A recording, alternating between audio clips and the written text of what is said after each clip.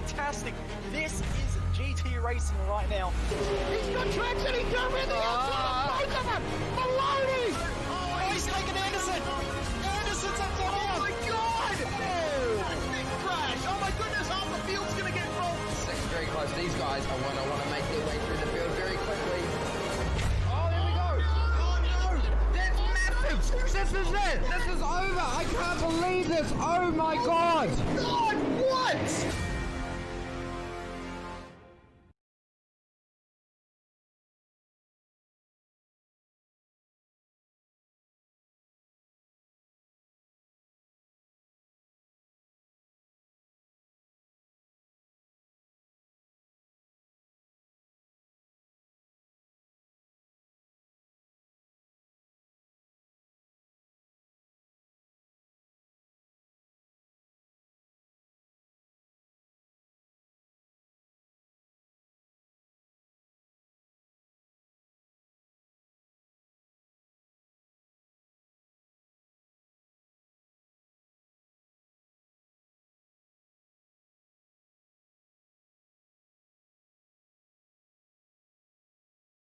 Assist to the front bumper, and he hits him again now. Rayon Fowler into the outside wall. He's going to pass nearly 3 cars down that front straightaway, and he's going to get them all done with. What amazing! Racely to the inside goes Logan Cloudman is going to touch in. Pit press. saved it. What a save! Look to the outside as Cronkite goes off. De Jong into second place. Going for the switchback. Oh, pinpoint driving. It's Howley down to the inside. Trying this contact though. Slide left of the racetrack. Chris Renner drives it back down underneath, and he takes that second spot right back. Joker goes to Garrett Lowe. Garrett Lowe should take victory with all that contact. He's going to try and make the move around the outside the parabolica. That's not going to work, but he's going to try and get the cut back here. Get the run out the parabolica. That's beautifully done there. Michael Schumacher, there's a little bit of door banging as well.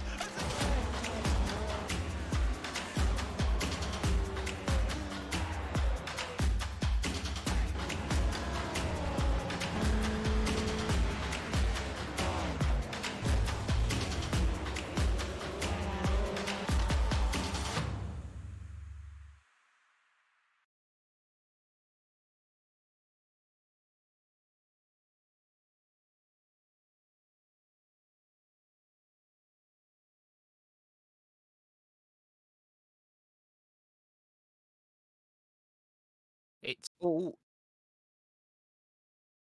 here. It's all about magic.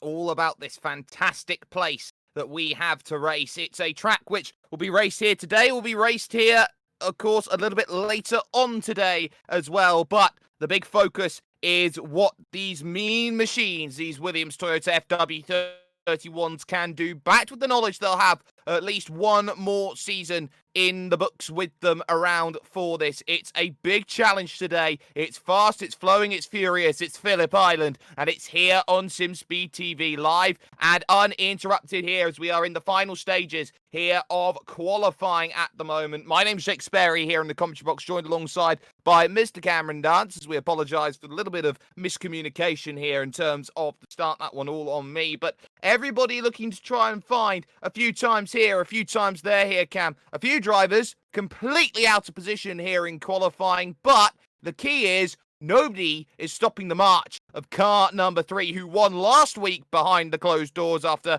emergencies on our end, meaning that he picked it up by an entire lap. He is on impervious form.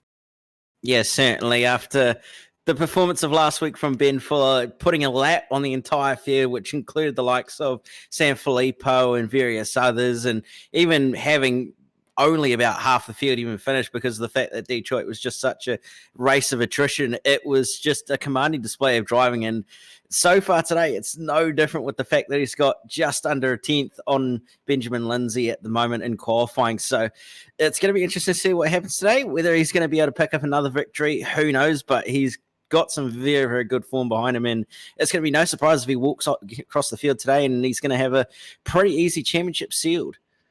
Well, 29 drivers here will take to the grid. We'll get that up for you on screen right now, and there are some big surprises with some drivers down the order. On pole position then for this one will be car number 3, Ben Fuller, once again from Club Indiana. He is half a tenth clear of Benjamin Lindsay, the former iRacing World Championship Grand Prix Series Pro, in second. Clayton McLeod and Alex Ahoya line up on row number 2 with Jody Mills and Francisco Gutierrez there on row number 3. John Pat Kelly starts from 7th with Jan Stratinsky in 8th place. Ben Goyette, a good 9th for him. Kent Nielsen rounding the top 10.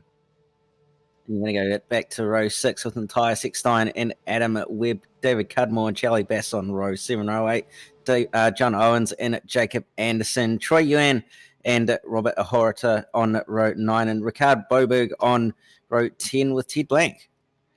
And then the final 9 drivers here, Felipe Matos Suarez and Nihad Gluscic, they're on row 11. Then you've got Rui Machado and Nick Schleifer in row number 12. Raul Caballero and Christoph Bacher on row 13. Then you've got Mark Usher, Matthew Burkitt and Christian Wiscott, who have not set times. Mark Usher's got work to do from the back of the field, but there is a large disparity gap here today in terms of times because of the fact that we are in one split only. You could have had maybe 200 iRating and joined, but you got some guys up there who have well over 2,000. That run to turn number 1 is going to be key. There's 2 minutes to grid up, or you start from that place known as pit lane, as everybody looks and hopes that they've got exactly what they want out of this Williams Toyota FW31. It's all about who can make that run happen for them today as the final couple of drivers get up onto the grid. It's 46 laps worth of racing action,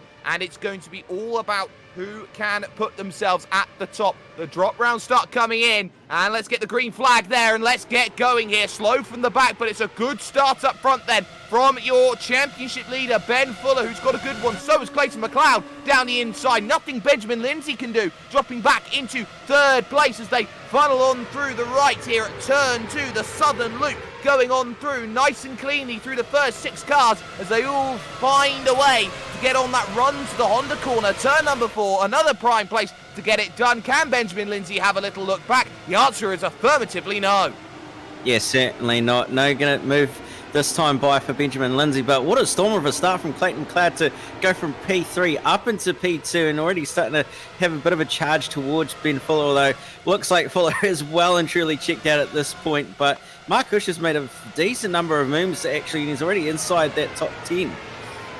And he's certainly looking to try and improve more, but Fuller is trying to break away. McLeod has got one thing on his mind, holding off. Runs a little bit wide, though. He's got some battles up and down the order here. Some drivers have made some great starts then in terms of this one. There's Alex Ahoya in 4th, being chased down by Jody Mills in 5th, and that's John Pat Kelly on screen there in 6th place. Side by side, push to the pit wall is Benjamin Lindsay, as that's a very firm defence by the Canadian there, Clayton McLeod. Side by side through turn 1, they'll continue to go, but the inside here is all Benjamin Lindsay, and McLeod forced on the outside parabola has nothing for it. Lindsay making the Barrichello-Schumacher 2010 move work.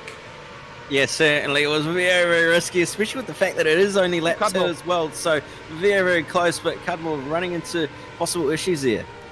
Yep, running off there at turn number 2, so disaster for him all the way down the order. Drivers up and down trying to make places. I believe that's Mark Usher already up into 13th, and that's a spinner there at the Honda corner. So didn't quite catch who that was in the red who's dropping back. That's Troy Ewan there, I do believe, who is just behind that car of, I believe, Adam Webb, who has made the spin. So yes, Adam Webb in the Grip TV car behind now, and that's going to be a long haul all the way back in 20th position. There's a lot of time in this race, but you can't afford dramas, and there's huge ones there right now. 3 cars involved, one of them Francisco Gutierrez.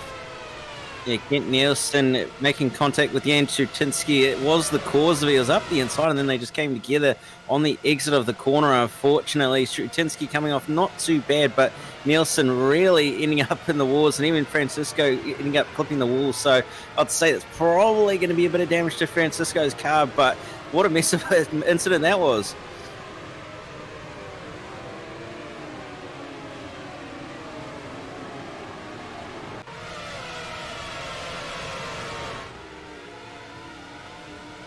Back to live pictures, and it's going to look like we're starting to actually put a bit of pressure on Clayton McLeod here as they come onto the exit of Siberian see the run that he's got. It's not too bad, but not quite going to be close enough as they head up towards Haitian and Loogie Heights. But further back, Jacob Anderson and John Owens having a heck of a battle, and there's a number of drivers involved in this battle as well. It's all very much going off in the mid-pack at the moment. John Owens leading this little train of cars, Jacob Anderson hunting him down, and he's going to look to the outside very late on the brakes as Anderson, and next time trying to look up the inside as well, but not going to be any moves for the time being. But Anderson's going to have a nice bit of draft down the front straight here.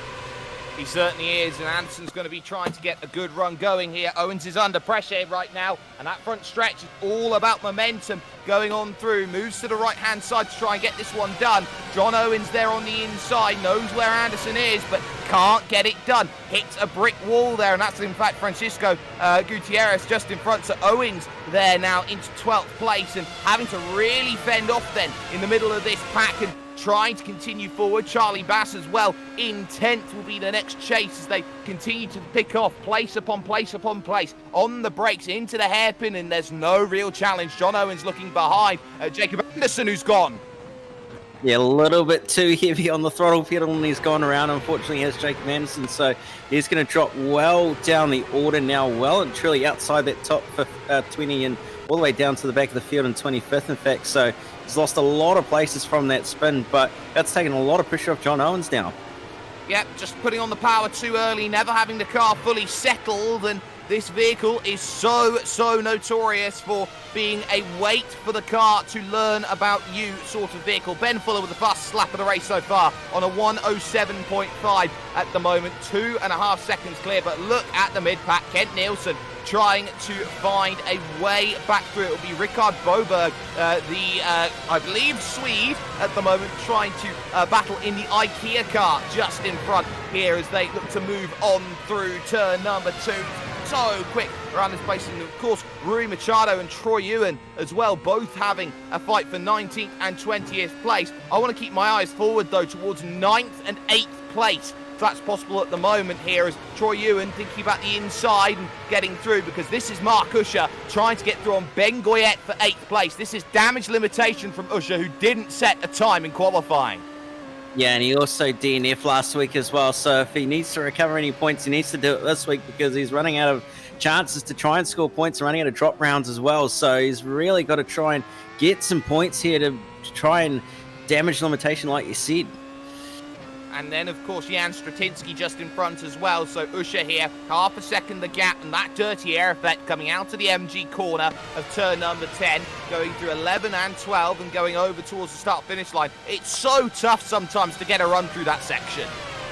Yeah, it certainly is, especially in these cars where you have a lot of downforce, but you're also trying to make sure that you don't spin those rear tyres up, which is very easy to do, like we've seen with a number of drivers here today. It's just one of those things that you've just got to try and be careful on the throttle pedal, but it's a track that rewards that high-speed stuff, so you've really got to try and be committed. As big commitment on the brake pedal from Mark Usher, who nearly runs into the back of Goyette.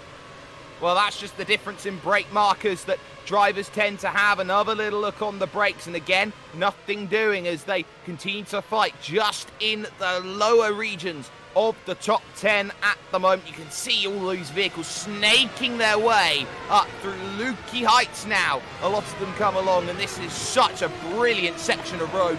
Down on the brakes to one of the most difficult braking zones in all of racing, in all of sim racing. On iRacing, you could say that MG corner, because gravity is certainly against you all the way there.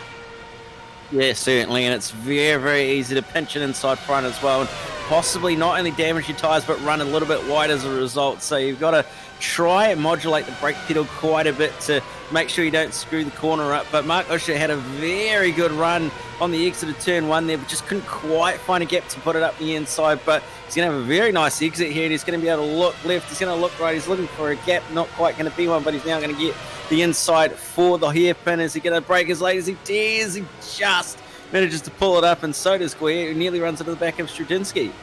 I think Goyette was starting to play chicken a little bit there with Mark Usher. Usher able to bring the car down on the brakes a bit better, and as such, not much you can argue against. That was always going to be Mark Usher going through. Jan Stratinsky has been a real bottleneck here in terms of this battle, and Usher will be happy about that, but knows it's 5 seconds up through the field to the next driver, that one being, of course, John Pat Kelly in 6th place, but he's got to focus on what's in front of him. That's Jan Straczynski first, so always going to be a challenge. There is John-Pat Kelly right now in 6th position in the TQ Engineering car and having a pretty quiet run of things at the moment. A couple of seconds off of Jody Mills, who is himself 1 second off of Alex Ahoya, who he himself is 1.2 seconds off of Clayton McLeod. So everyone in a nice little gap, an easy train to try and chase down at the moment, but it's a case to be made for a lot of people right now. But I believe it is the mid to late pack now that starts to become the big battleground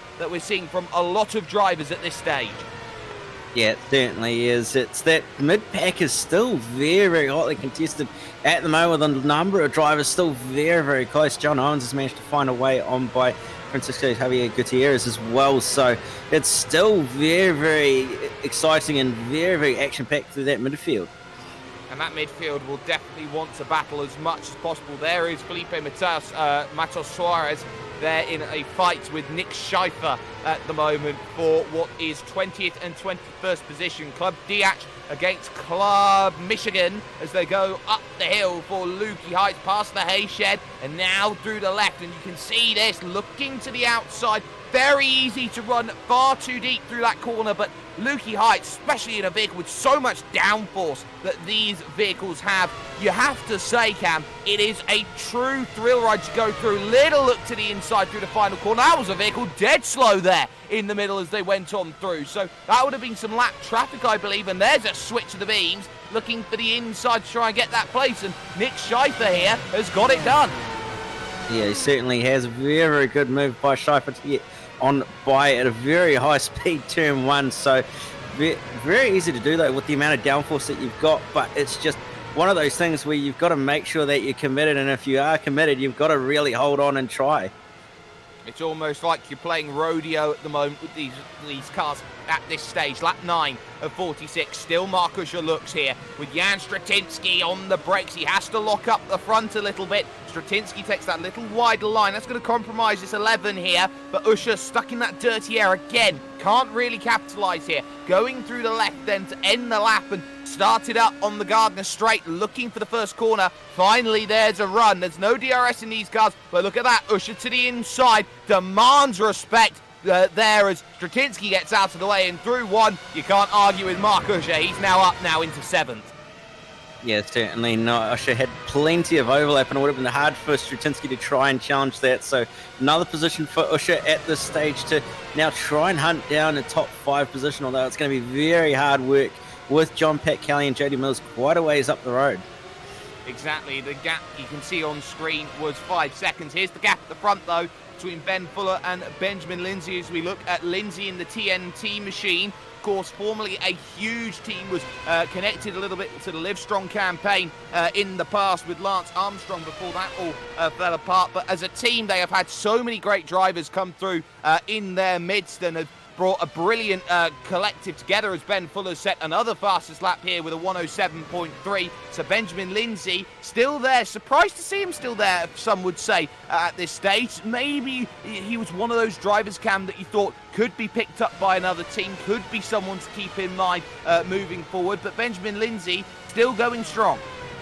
Yes, certainly. He's one of those drivers where the fact that he's been racing for so long and he's this quick, you would have suspected that he might have been picked up by someone out there who's a little bit more of a higher team, but clearly not. He's clearly found a home at TNT and is clearly quite comfortable, so he doesn't find any need to try and move along. But nevertheless, Cudmore now in a battle down the front straight with Jacob Anderson, who is trying to recover after that spin earlier on.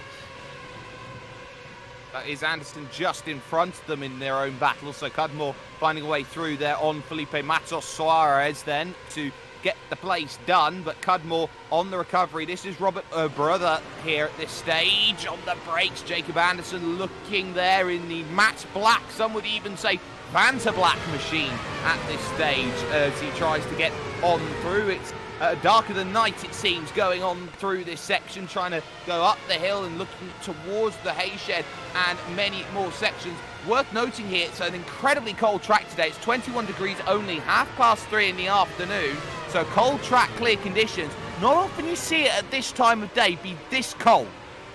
Yes, certainly not. Although that said, it would be winter in this case because it is August, so not exactly going to be the warmest time of the year. But it is Australia, and we've seen some very weird weather conditions before, so it would not surprise me if it is actually a balmy 18 degrees in some cases. But nevertheless, you're going to have Anderson looking to the outside, and you're going to have the inside for turn 2 in the southern loop, and up the inside he goes. Nice and easy. All it needed to be, and the move was made. Side by side, Matthias Eckstein here is got full of Kent Nielsen trying to get by here, and that inside at Siberia, very well held, and they might just have to be too wide all the way to the hay shed here, but it is going to be Eckstein who holds on to it for the moment, but Kent Nielsen, who was running up as high as 8th place in that scrap earlier on, now thinking the inside, that's a bit deep, nearly running into the back there of Matthias Eckstein, who pushes ever so slightly wide, trying to force the long road to get this one going. Stratinsky's had a mistake and is dropping down the order here, so there they go by, so that's a big scrap, but let's have a look at this, still going through as they funnel on for that move. And it is going to be Kent Nielsen down the inside getting it done. I wonder if we can catch a replay of what happened here, Cam, to Jan Stratinsky. Yeah, I've just gone back and had a look myself, but he's had a moment with lap traffic not being sure where to go, and he's actually run into the back of it in a lapped car. Unfortunately, Caballero, by the looks of it, was the lap car, so unfortunate for Stratinsky, who's now got very big damage, missing a front wing and crabbing a lot, so I'd say Stratinsky is going to be out of this race well and truly at this stage. Well, we're going to have a look now and see this one from the nose, and this is exactly where the damage is with Jan Stratinsky going on through. Slow lap traffic had just got going again, going through the final corner, and there's the miscommunication. The lap traffic tries to get out of the way on the right-hand side, get off of the racing line, but by that point, Jan Stratinsky had already committed to that outside, which you can't really blame Stratinsky for, but again, you can't really blame the lap traffic. You're always told, get off the racing line. The only thing the lap traffic didn't do was hold the line, and sometimes when you're unsure, lap traffic just tries to get to the nearest possible safe point. Holding your line sometimes is the easiest thing you can do. Yeah, it certainly is. It's a really tricky one as well, especially at that corner where you kind of have the pit exit on your entry as well. And while Caballero didn't really have any damage, more or less, it's one of those things where you're approaching a corner where you're not quite sure what to do. There's one vehicle going one lap down off in the middle of nowhere, it seems. Mark Usher and co. start to get on through the lap traffic, and this is where life's going to be difficult for these drivers today, because going through the lap traffic here in this race is tougher than what it normally would be. Only one split, drivers with a bigger difference in pace, and they will be struggling around a track which is very, very one-line suits all in a number of respects, so that's going to be tough. Here's Jody Mills, though, in 5th place. He's looking at Alex Ahoya in 4th overall, and this is going to be an interesting battle, because this is a scrap happening only 6 seconds down the road from Mark Usher and John Pat Kelly. That gap 1.5 seconds. Jody Mills, if he's thinking about this now, will want to try and get through sooner rather than later. The other thing he can think about is, well, just about knocking on the door of the pit window. That was a little think of the inside, but not close enough just yet down into the Honda hairpin. Yeah, certainly. We'll be probably starting to think about whether he wants to pit or not, try and get a bit of clean air, which is really going to be helpful around here with the fact that the majority of the corners are high speed and pretty area dependent as well. So we'll see what sort of pit strategy Jody Mills does here and whether he decides to come down into the lane in the next few laps or so. But nevertheless, he's going to push on and try and find a way on by Alex Ahoya here. And that's the key. Jody Mills at the moment wants to get through, has had a couple of podiums this season, has proven to have a great turn of pace, has been up there time and time again, but is not quite at this moment in time in the right position to make that move on Alex Ahoya, the Spaniard, doing exactly what is needed right now. Clayton McLeod in 3rd is only a couple of seconds down the road, so that's another thing that Jody Mills is thinking about potentially here. Not making anything egregious in terms of this move, but more rather making sure that it is surgical in the way that he completes it. Yes, certainly. He'll be trying to make it as clean but also as smart as possible to not try and lose it too much time, but and not damage the car as well. So he's going to have to really think about this, especially when the fact that your passing opportunities around here are limited as well. So he's really got to put his head down and use it and try and work out where he can have the advantages over Ahoya, and if he can use those to his advantage as well. This is David Cudmore trying to find a way through on Robert Obrota at this stage. Club Mid-South against Club Canada. Cudmore's got a good run looking at the left, and it was well defended on the inside, so Cudmore's got to wait a little bit longer in the Club Canada car. We've also got now a really close battle for 6th and 7th place on the timing tower as we see things at the moment, as Cudmore thinks about side-by-side the hayshed. That's brave. Here looks Mark Usher going to the outside then of John Pat Kelly, and look at John Pat Kelly. He is well out of the throttle, wants nothing of Mark Usher. Yeah, certainly. He knows he's going to get past sooner rather than later, so no point fighting a losing battle that you know you're not going to come out on top of. So smart move by John Pat Kelly to just let Mark Usher on by, and then probably also use him as a draft partner to try and pull him along, but it's probably not going to be lasting too long with the pace that Mark Usher has at the very moment. He's in fact 7/10 quicker last time by than the likes of Clayton Cloud, and he's nearly matching what the likes of Lindsay and that are doing. So an incredible turn of pace from Mark Usher, but it's going to be a very, very long haul to try and get onto the podium.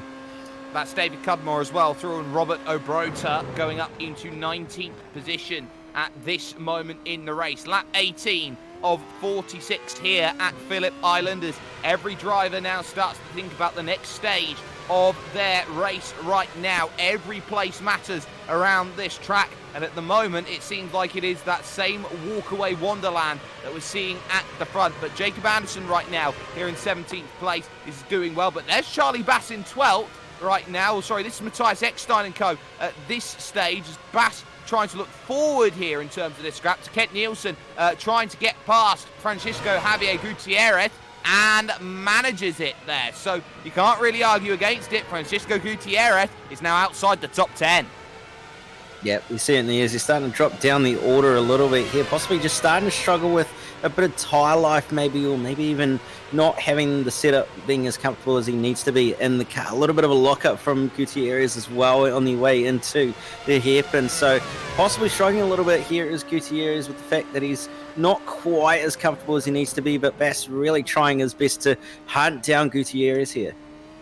Here's Troy Ewan in 16th position. He's looking at Adam Webb just in front in 15th. And Adam Webb's definitely no slouch in 15th position right now, but is a handful of seconds behind Rickard Boberg in 14th place. So I think a lot of drivers are hoping for maybe a few more misdemeanors, but this is one of the few tracks which you could really say, Cam, that it pressures you so much to go and stay on the racing line and to continue to cover this track as much as possible. There is no margin for error around here. Every single corner is a place where if you go off, that's it, it's race done. Yeah, absolutely, especially in these cars where it's very prone to getting a bit of oversteer and it snaps back the other way and throws you off at a huge rate of knots. So, in the fact that it is grass as well on every single edge of the track, it's just a matter of dropping a wheel off and that's it. You're probably going to be ending up in one of the very, very firm tyre walls around this track. Yeah, and it is those firm tyre walls which I think are going to put a lot of people into trouble. They have done for a couple of drivers early on. Jan Stratinsky is the only retirement, though, so far in this event. We've got a handful of drivers, 1 lap down, 2 laps down, trying to race and get as much as they can out of this one overall, and every driver here is trying to make sure they pick up as many places as they possibly can. 4th and 5th still on again, though, and look at that gap. It's down to just 0.3 of a second here for Jody Mills. Doesn't get the best exit, though, out of the southern loop. Drops about 2/3 of a second, and as such, again, not quite placed well enough to go and have a lunge down at turn number 4. But the good news is they are right in it with Clayton McLeod. Yeah, they certainly are, which is really having good, well, it's going to be good because they know that they've got good pace and they're going to be on for a very, very good result at this stage if they can keep doing what they're doing and just not fight with each other and also keep this pace up. So we'll see what happens here. And Mills actually with a very, very quick lap with a 1:07, and that's matching what Benjamin Lindsay is at the moment. So massive turn of pace in these last few laps for Jody Mills at the moment.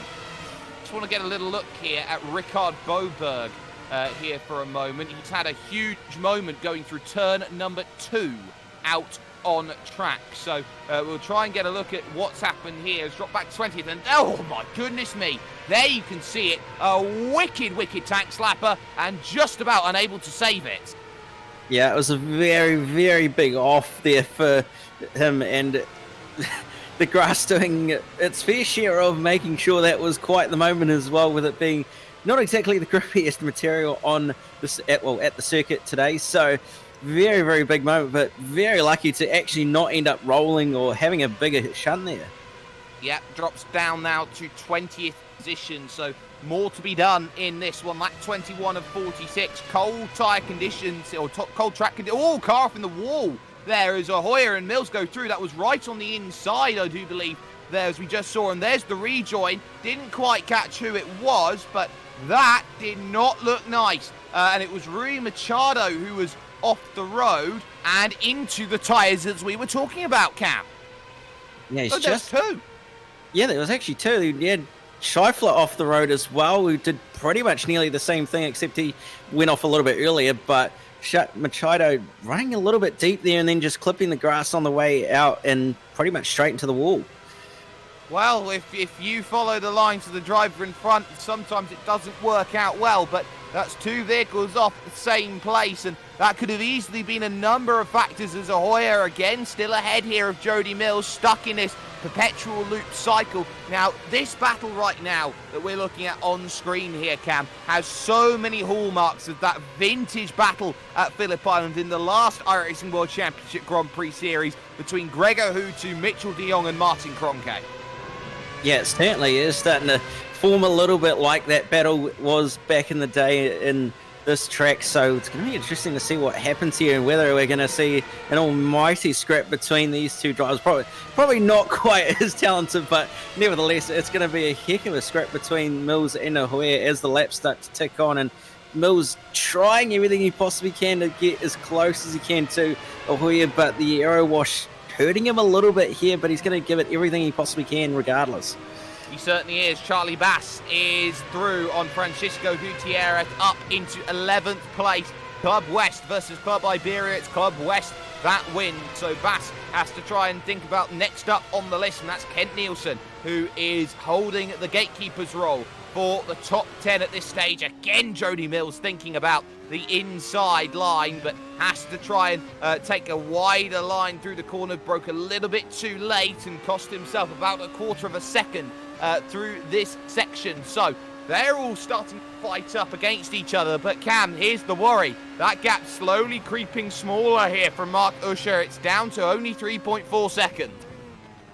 Yeah, it certainly is closing and closing and closing, and Usher massively quicker that last time by a minute, 7.7 for Usher, a minute 8.2 for Jody Mills. So the pace differential is quite substantial, and it'll be only a matter of time before Mark Usher is going to be all over the back of this battle for the final spot inside that top 5. Yes, and this is going to be crucial today in terms of the battle. There is Robert O'Brota at this stage trying to get to Matthew Burkett here in 18th and 19th position, hoping there's going to be more on the horizon. Lap 24 of 46. We are over the halfway stage here in this one. A lot of drivers coming in now, though. You've got likes of Ben Goyette, you've got you've got John Owens there in the mix coming into the pits. So Matthias Eckstein as well, I think, may have come in. Everybody now starts to think about time to hit the lane, time to hit the strategy numbers. Yeah, certainly not going to be a bad idea depending on where you are, especially if you're buried in the field and having a bit stuck in no man's land with the aero wash and everything. So we'll see what happens in terms of strategy and whether anybody's going to make this undercut work or not. Well, there's two factors here to this pit lane that you see drivers struggle with. First one is entry, because it's single line. If you get it ever so slightly wrong, you are in a world of trouble as drivers start funneling out of the pit. The other one is pit exit, because there's actually 2 lines you can take out of it, very similar to the old Silverstone layout at Copse Corner. So now drivers will be thinking, well, do I take a straight right out onto circuit, get the power down, or do I take that long winding pit entry to get up to full power and get back away again? Yeah, it's certainly in a little bit of an oddball, and I know there was actually a bit of a discussion on the forum, both in general and also in the Williams side of things, where guys were discussing which is actually the better pit exit line. What should we do? Should we use the shorter one or should we go the longer one? It's one of those mysteries where there's no obvious answer, and it's just depending on what you want to do. Obviously, the shorter one's going to be a better one, but at the same time, you kind of risk being unsighted and coming at it, well, getting run into the back of by someone who's coming down the front straight at absolute full tilt. So it's going to be interesting to see who does what. The majority of the drivers are going to be using that short pit exit, but nevertheless, it's definitely a hot topic around this track. Yep, that is a car going a little bit wider there, going through. That was John Owens, but it's all nice and dandy. Now look at this, though. Alex Ahoya has has fallen behind, in fact, he's dived down into the pit. So this is the first real taker from the front of this field. Mark Usher as well in on the lane. So Alex Ahoya and Mark Usher in as drivers look to get themselves out and away and getting back going again. And at this stage, it's going to be a case of who's got the better stop. It was an early box, remember, for Mark Usher. Ahoya away, but that is a firm sight that Mark Usher's going to have then after the stop as more drivers consider coming down. Yeah, certainly. And Usher actually had a very, very close moment on the way into pit entry as well. He broke as late as he could, and he actually came in a little bit hot and got onto the grass a little bit as well. So very, very lucky to actually not end up with bigger issues there on the way into pit entry, but he's had a nice, decent stop through the lane. So we'll see what happens here and whether he can use this to advantage. To the fact that he's actually come out as close as he has to Ahoya is going to be very, very telling for Jody Mills, who's going to need to try and respond to this if he hasn't already, which he has. In and out goes the race leader, Ben Fuller, gives the race lead over to Benjamin Lindsay here in this race. Fuller comes back out then in 3rd position right now, and that's crucial. Has a lot of time, a lot of gap compared to anybody around. That's lap traffic behind as well, so this is going well. Jody Mills also into the pit and had to cover off the move by Alex Ahoya and Mark Usher. So watch this when they come off of the pit lane and go away again. I believe that was just Alex Ahoya going through now, and there's Mark Usher going through now. It was a long stop for Jody Mills. Yeah, it seemed like it was a little bit longer than what the likes of Mark Usher and Alex Ahoya had for a pit stop. Not quite sure why it was so long compared to them, although that said it was actually pretty much the same. So possibly entry speed was the factor that possibly cost Jody Mills just a little bit of extra time compared to what Mark Usher and Alex Ahoya had. And here's something really interesting. Benjamin Lindsay sets the fastest lap of the race, 107.308. At any time where it's needed to be clutch, that is it, as Clayton McLeod now behind Ben Fuller in 2nd and 3rd. So that is Clayton McLeod then dropping back a place. And is that Clayton McLeod in the pits? Yes, it is. So Clayton McLeod then dives down into the lane and looks to get his stop out and away again, and he has gone. But at this stage, this is really entertaining here because Benjamin Lindsay's trying to claw that gap back here, knowing that there's tyres and all the rest of it, and that was Ben Goyette there having a little bit of a wake-up moment. And in fact, he's had such a wake-up moment as Ben Goyette, I believe he just ran off the road. Yeah, he certainly has, and he's given John Owens a spot inside that top 10 now, so he's actually lost a place to John Owens and as a result of that little bit of a mistake. But Benjamin Lindsay certainly responding to Ben Fuller having pitted a minute 8.0 that last time by, so a little bit slower compared to what he had done. But it'll be interesting to see what Fuller does this time around in relation to what Lindsay has been doing at the moment, and Fuller getting held up a little bit by traffic here as well. So it's going to have hurt his exit speed onto the front straight. But minute 7.6, I think Lindsay needs to pit now or he's going to end up falling back.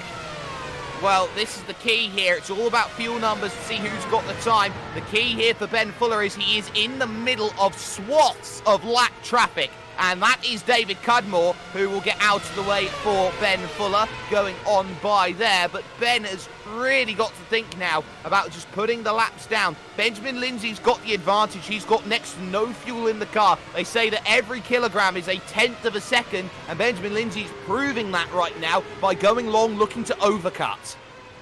Yeah, he certainly is, as he's come on down into the lane this lap. So has responded to that lap time differential between himself and Ben Fuller. But this will be very, very interesting to see what happens here and whether Lindsay's actually going to have a quicker pit stop or not. Fuller just coming through MG now, so it's going to be very, very close, but probably going to be saying that Fuller's going to jump him here. Yeah, that looks like the case. Ben Fuller, of course, was ahead, had 6 seconds worth to play with. There goes Ben Fuller now, past the pit wall and on to lap number 30 of this event. There goes Benjamin Lindsay in second. It is closer than what it was, but it's not close enough at the stage. 4 seconds. Car off the road, getting out of the way of Clayton McLeod, who is in third position at the moment. Alex Ahoyer in fourth, but this is key. That's Mark Usher right behind in fifth, and this could be the key with a little bit of lap traffic in front. Let's keep an eye on that fourth and fifth place scrap, because here looks Mark Usher trying to find a way through. Oh, looking to the inside. It will have to be done of the lap traffic, but there is the big issue. Cannot find a way through. That traffic was the key equaliser for Ahoyer around the outside of turn 2, and that was early on the brakes from Ahoyer, who wanted nothing of Mark Usher. It's Ayrton Senna yellow helmet syndrome right now for the man who started in 27th. Yeah, he's put on a fantastic drive, has Mark Usher, to recover all the way from the back of the field, all the way up now into that top 5, and is going to be on for a possible podium here if he can keep this pace up, because McLeod is not that far up the road.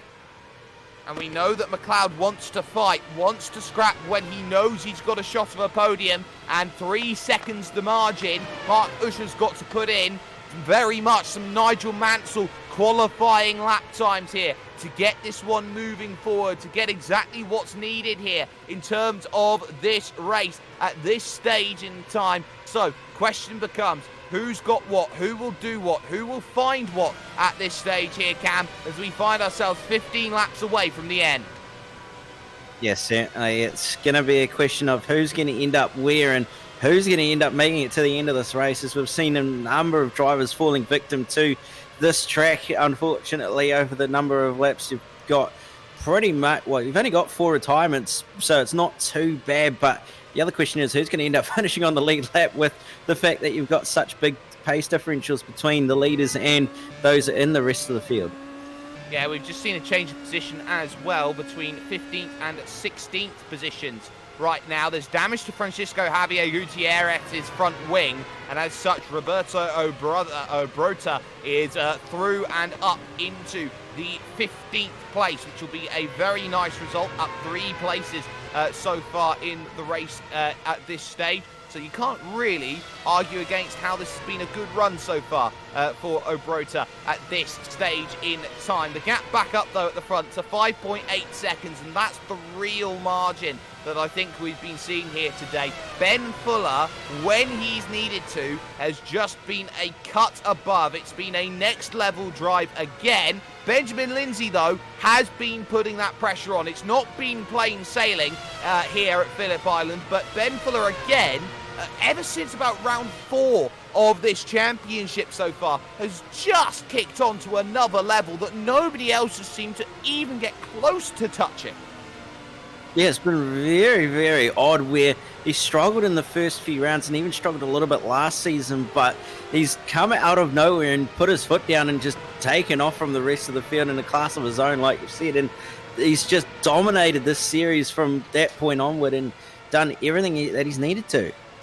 And it's that doing everything you need to that he wants. Everyone's asked, well, how do you get your pace, Ben Fuller? The answer's been, I don't know. I haven't really studied racing the same way as everyone else. He's more of a, I would say, prodigy in the way that he's learned how to drive. But now look at how the traffic here in this battle for 3rd and 4th is really hurting Clayton McLeod here. Stuck for a good 2 corners to get by what he needs to. And that gap goes from 1.8 to 1.2. And I believe it was Obrota there who he was trying to get by there at that stage. And there's a few little technical issues there. But Clayton McLeod here will now have a little bit of a worry here in terms of Mark Usher approaching very soon. Yes, certainly. He's going to be on his way very, very shortly as Mark Usher is putting another driver a lap down. So it's going to be very, very busy come the final few laps of this race when those two come together to put on what is going to probably be a fantastic battle. But I imagine Mark Usher is not going to let it go all that easily and is going to let it go in his favour the whole way.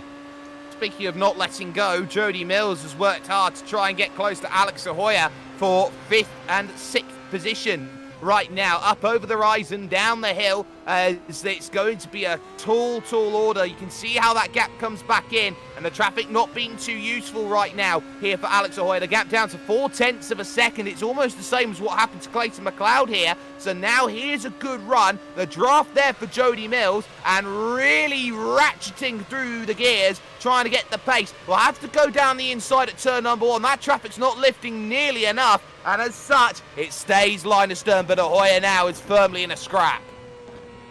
Yeah, he certainly is, and Mills is not one to give up easily either. Mills has been doing a fantastic job over the past season, and so to drive these cars, and he's looking to the inside to fill the mirrors of Alex Ahoya to try and get him to make a mistake, but going to be to no avail this time by. But he's certainly not going to be letting this one go easy as Jody Mills. Well, we've just seen a change of position on the timing ticker. Adam Webb is inside the top 10 now all of a sudden, through on Matthias Eckstein to get the place, and this has all happened as they've just about, I believe, taken a lap down here compared to your race leader, Ben Fuller, and there is Eckstein actually back through. So Adam Webb's just had a moment here. They changed on the front stretch going through to turn number 1. So here's Webb's look at the inside, but I believe something happens on the exit of the southern loop, turn number 2. Now, Cam, why is that turn 2 so tough? Well, not only is it so wide and so, I guess, the fact that it's so... memory escapes me, but it's just one of those corners where it's so inviting. That's what I was looking for. It's so inviting to go in so much quicker, but you can't go in quicker, and the fact that it's also slightly off camber in the mid corner, it just makes it that much harder, and you're trying to get on the power as early as you possibly can and try and hit the apex, but you just struggle to do it every time, especially if you're going a little bit too quick. So you've got to make sure that you just don't carry too much speed in and try and focus on the exit as much as you can to try and get a good run, which a number of times we've seen here is very, very good to do and sets you up for the hairpin well. Certainly does. We are still on replay at the moment, but I believe we'll be going back to live pictures shortly here. Adam Webb not able to close down Matthias Eckstein here for the moment, but it seems right now that every battle is starting to poise itself. 1.4 between McLeod and Usher, Ahoya and Mills, 0.3 of a second once again down the front stretch as they look to battle into the final 11 laps. Benjamin Lindsay not giving up, sets the fastest lap of the race then that last time by, but it seems that for the moment, Jody Mills can't find a way through on Alex Ahoya. And if you want a real-world comparison, this is almost like Carlos Sainz versus Lando Norris, you could say. Yeah, it certainly is. It's just a constant back and forth battle between two very, very good drivers, and there's just nothing in it between them, and it's just all about who's going to make the mistake first and who's going to be able to use their tyres best. Yes, and it's all about those tyres. Remember, Jody Mills pitted later than Alex Ahoya, has better traction because of it, trying to move on forward. Eckstein and Webb still close as well, as they run about half a second with each other at this moment in time. But that top 10, very sought after, very coveted here as they hit the brakes, hit the next right-hander and look to try and find more progress out there on track. Gain one extra place, and it's all about the one place here and the one place there. That's where all focus seems to lie at this stage, and for the time being, Matthias Eckstein staying in line, and that gap, third and fourth, is now 1.1. Yeah, certainly that gap at the front of the field is closing down ever so quickly, and you have to remember Adam Webb actually had that spin on lap 1 as well, so he's done very, very well to recover to be on for a top 10 here if he can find a way on by Eckstein, but nevertheless, Jody Mills is really trying everything he can at the moment. It's barely anything in it between the two of them. Slightly slow was Mills' last time by compared to Hoya, but he's giving it everything he possibly can and not letting this one go easily. I just keep seeing that ticker up at the top say fastest lap Benjamin Lindsay, and it's ticked down to a 106.9, but that gap is still 8 seconds. It's not enough. Ben Fuller is matching as much as possible here, and it's case the time just keeps flowing away, and there goes 7/10 for Benjamin Lindsay then through that sector. He's caught traffic then, and there goes that gap though. 9/10 here for Clayton McLeod against Mark Usher, but look at what is approaching here. 2 bits of lap traffic. Clayton McLeod has found a nightmare. Yeah, he certainly has found a nightmare, and it's not going to be in the form of a nightmare that he's going to want either. Is it there actually going to get out of the way very nicely and let him on by, so not too much of a hassle for McLeod there or Usher either, but Usher really close now and 2/10 quicker that last time by compared to McLeod as well, so that gap closing and just under 10 laps to go as well. It's going to be a matter of when, not if, Mark Usher gets on by McLeod. Well, he's got to get there first. That's the key. And if he gets there, he's then got to try and probe for a move. And there's no guarantees here in this series. We've seen everything happen. We've seen Clayton McLeod have second place on lock and then throw it away in the final chicane, the final section last season at Imola. So what can Mark Usher do to find what he needs to get onto the podium, mitigate as much damage as possible here as they go on through that gap, back up to a second? There's the difference here. Mark Usher takes the big narrow line going through this section and trying to find as much time as possible, but Clayton McLeod is a match. Yes, certainly. He's not giving up easily as McLeod. He's trying to make Mark Usher work for this one really hard, and he's obviously gone slightly quicker that last time by as well, so really going to be making Mark Usher work. But we've had Gutierrez have a moment off the road at Lukey Heights. We'll have to see what happens here, but probably going to be, I'd say, the same thing as what we've seen earlier on with the likes of other drivers, with the likes of Scheifler and that, who've just gone a little bit deep into the corner and yep, straight off the road. And it's so bumpy there, there's no way you can stop it. Keeps it out of the tyres though. Well, props there going on forward. So they've just managed to get there. Ben Goyette though has dropped down to 11th place. So Ben Goyette really struggling then, has dropped a number of positions. And I thought there was a lot of radio communication as Gutierrez has just spun again. But Ben Goyette back into 11th place. And that one not ideal at all, and that was a spin through turn 11, so penultimate corner goes sideways, has to wait, try to get through. Oh, very nearly gets taken out, not once but twice. Yeah, that was very close to making contact with Adam Webb and Matthias Eckstein when they went on by. Luckily Lindsay and Nielsen met neatly with both the leaders as well, but nevertheless managed to be a little bit more patient and wait for those two to go on by, but he's dropped further down the order, has Ben Goyette just outside that top 10. Well, here it is now. You can see back steps out, able to stop it, wants to get going quickly. Oh, no, there's vehicles, and there was almost contact there. And I think there was ever so slightly a bit of a tap on the front wing, the front end plate there, but enough that he's able to keep going. So Ben Goyette back down into 11th place. We're back live though here. Mark Usher and Clayton McLeod, they'll have 6 laps to go over the line to try and sort out this hush puppy, but for the time being it is Mark Usher hoping that he can get through, and Mark Usher versus Mark Usher I don't think is quite the battle right now here, as McLeod tries to get as close as possible here in terms of getting this one on by, but again Mark Usher's not there, but he's caught. He needs to pass now. Yes, certainly. He needs to pass and he needs to find a way on by, but just struggling with that aero wash at the moment. And he's obviously a very experienced driver is Mark Usher, and he's not one to sit around and wait. He gets on with it very quickly, as we've seen in the past, but nevertheless, we'll have to wait and see. There's a little bit of a wiggle from Usher. He's pushing as hard as he can, and he's nearly suffering the consequences as a result. You need to be very dexterous with your hands if you're going to try and pilot a Williams Toyota FW31. Mark my words about it. Up the hill, once again through the long left of Lukey Heights and back down it once more. You have to try and find that pace and find that time, and a little puff of smoke says a lock of the brake, but it's going to be a much more narrower turn 11 here for Mark Usher. You try and feather the throttle slightly, now full bore, you almost go through the left, and now McLeod hasn't got much to fight with. It's a tenth of a second, forces away to the outside, and McLeod I don't think has too much here in terms of this one. Mark Usher goes around the outside of turn 1, he keeps the foot in, but it's not enough because Mark Usher is back into third place, and this is truly a recovery drive of epic proportion. Yeah, it certainly is an epic recovery drive by Mark Usher to get now onto the podium, and is probably not going to be able to get to Benjamin Lindsay in time, but the question is what would have been if he had have been able to qualify up that pointy end of the grid. So Mark Usher doing a fantastic job, but Clayton McLeod's not letting him get away too easily though.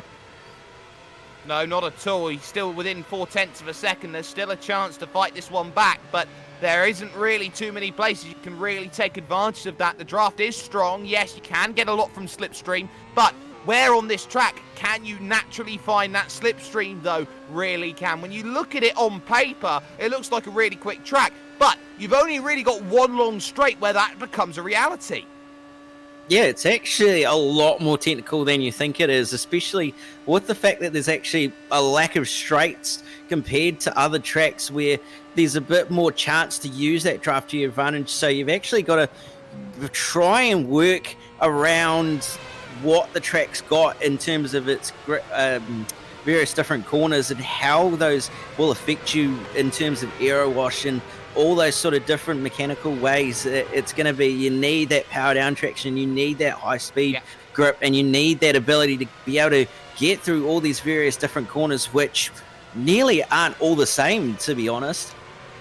And that is also Ben Goyette dropping another place, then David Cudmore up into 11th. I think there's damage on the front wing for Ben Goyette. He's going to have to nurse that one home, all the way home as he goes on through. You can see that gap creeping out to 1.5 seconds, so he's 2 seconds a lap slower than David Cudmore, and that's always going to hurt. There is Jody Mills, though, 5th and 6th, still on. 3 laps to go when they cross the line, and Jody Mills runs it in slightly too deep, and he's almost got the eyes bigger than the belly syndrome at the moment. He gets there, he thinks he can take a lot, and in the moment he takes a little bit too much out of the corner, the time and the opportunity just falls away again. Yeah, certainly. He's possibly getting a little bit too greedy and trying to carry a bit more speed than he can into the corners, and it's hurting him dearly at the moment because he can't get as good of an exit, but looking very close on the way into Southern Loop, but again, just can't get the power down.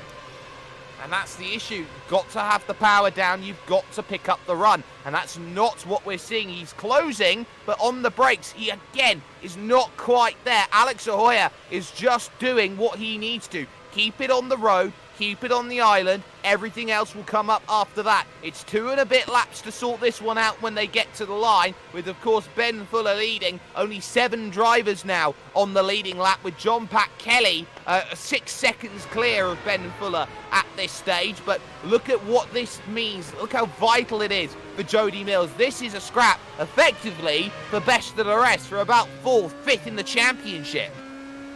Yes, certainly. It's a very, very hotly contested battle is this one in the championship at the moment. And these two know that there's a lot of points on the line, but Mills has got the run, but he's maxed out on the limiter at 309 kilometers an hour, so he's not going to be able to get the move done into turn number 1, but he's going to nearly try and go flat up through turn 1. He actually had to lift a little bit to stop it understeering off the road, but he's not going to get a move this time by.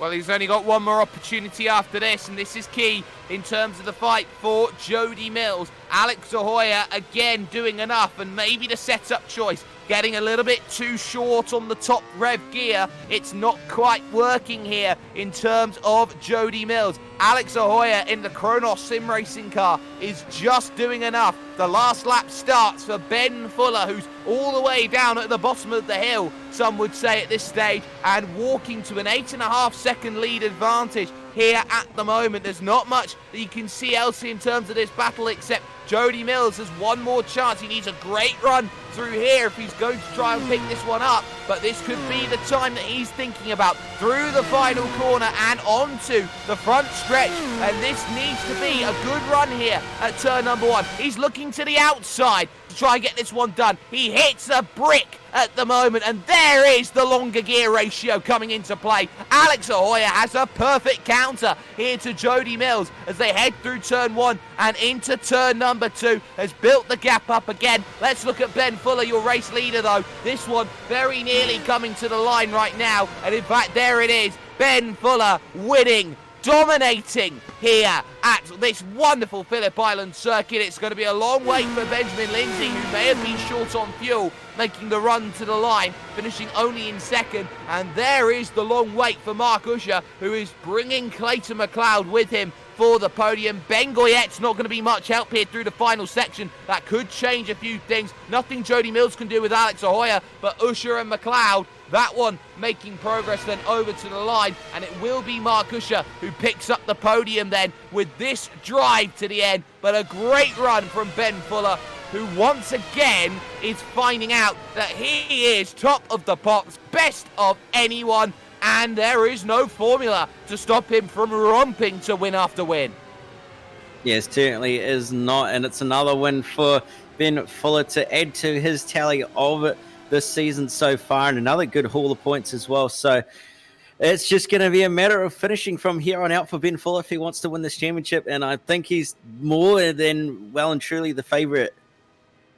Well, he thinks he's more than truly the favourite. I think everybody thinks that at this stage. Let's get official classified results then up on your screen for you, because Ben Fuller's won this one in 52 minutes and 20 seconds here from pole position. He led all but a handful of laps, which went to the driver behind of Benjamin Lindsay, who ended up 10 seconds back come the end of this race. It was hard fought. Ben couldn't, well, the battle of two Bens, we could say. Mark Usher, though, a great drive, 27th up to third, had to work hard, made places early, kept out of trouble, and third place is the reward for that one, with Clayton McLeod in fourth. Alex Ahoya worked wonders today, holding off the drive that was needed to fifth place, only dropping one place overall, as did McLeod, as did Jody Mills, due to the charge from Mark Usher. Some brilliant work then from those drives they fought through. Last driver on the leading lap was John Pat Kelly, with John Owens, the first of the lap down drivers, in 8th place, leading home Matthias Eckstein, and in the final laps, David Cudmore able to steal it away from 11th place.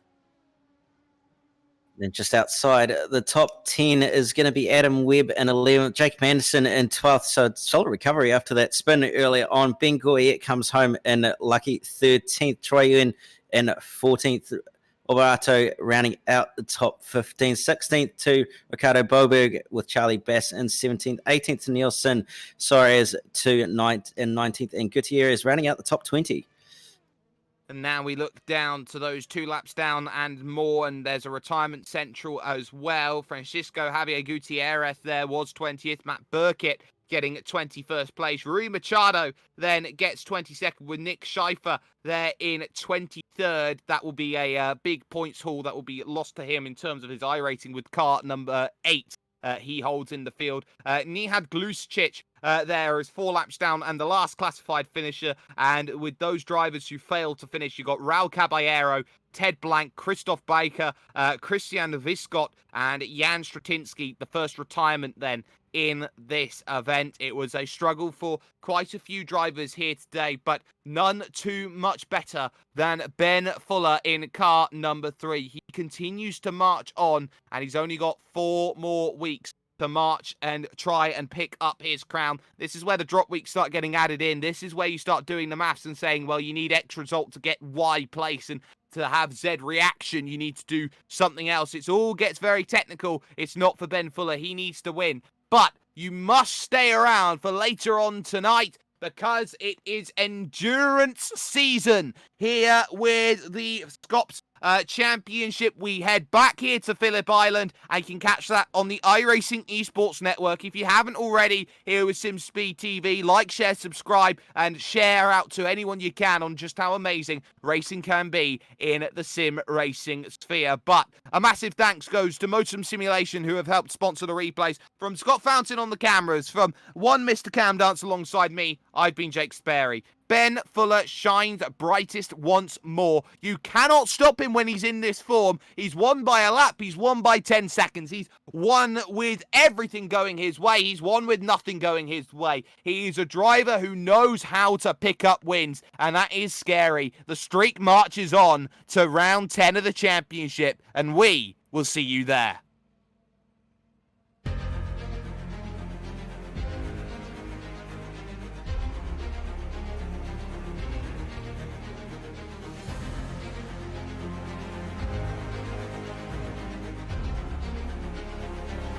This is fantastic. This is GT racing right now. He's got traction. He's going in the outside. Both of them. Maloney. Oh, he's taking Anderson. Anderson's up to him. Oh my God. Oh, big crash. Oh my goodness. Half the field's going to get rolled. It's very close. These guys I want to make their way through the field very quickly. Oh, here we go. Oh no. That's massive. This is it. This is over. I can't believe this. Oh my God. God, what?